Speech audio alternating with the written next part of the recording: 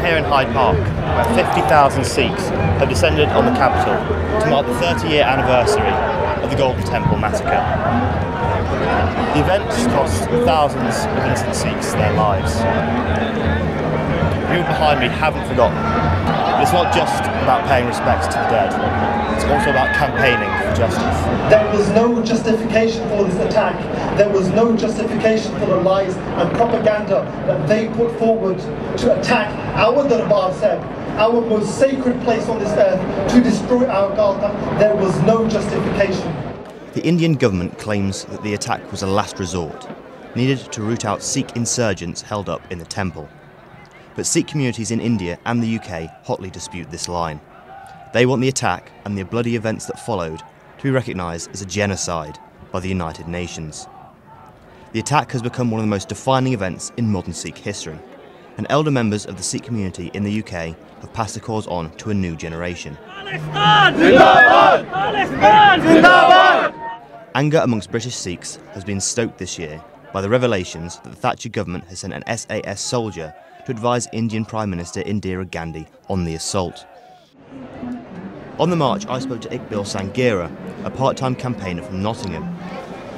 You know, this is passed down from generation to generation. So, yeah, and the more revelations keep coming out. I mean, the recent revelations about the involvement of the British government, you know, it just stirs the whole thing back up again, and they're completely open wounds. And when you see and people start reading the internet and the social media that's going around, all of a sudden people realise there's a huge injustice here that hasn't been corrected. There's lots of answers that's still out there. No one's really been brought to task or to justice. These questions are still going to be there, you know, until somebody comes up with actually something that gives us some closure, which really means let's get to the truth.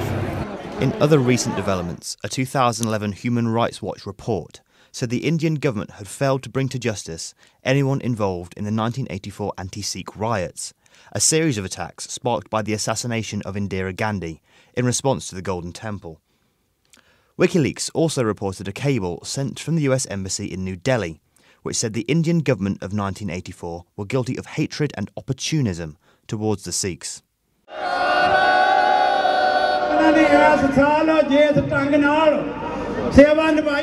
After the details of the British government's involvement were released by the National Archives in January, David Cameron ordered Cabinet Secretary Jeremy Hayward to conduct an investigation into the issue.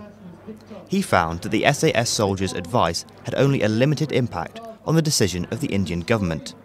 Simon Hughes, Lib Dem Minister for Justice and the National Archives, has taken a personal interest in the Sikh campaign. The inquiry was completed, the Prime Minister acted immediately. He asked the Cabinet Secretary to carry out an inquiry. The inquiry was thorough and speedy. There was a full report back to Parliament. That is the subject of intensive conversation with the Sikh community, both by the Foreign Minister, Foreign Office Minister responsible, and by Baroness Vasi, who looks after community issues. That's an ongoing debate. We believe that we have shared all the information that we have, that there wasn't a cover-up, that there wasn't continuing involvement in what happened in Amritsar. Indeed, it's fairly obvious that our advice wasn't listened to because the Indian authorities did something clearly we didn't advise. But the coalition government's response hasn't satisfied Sikh campaigners. Javinderjit Singh of the Sikh Federation UK thinks a full independent inquiry is needed. The Cabinet Secretary's report that was produced back in February was a bit of a whitewash. It was rushed, produced in 3 weeks, half-truths in there.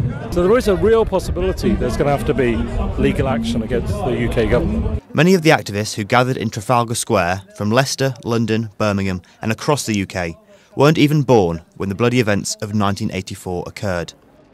If the many issues hanging over 1984 are not resolved, the anger could last for generations to come. This is Joe Robinson reporting for Clarity News.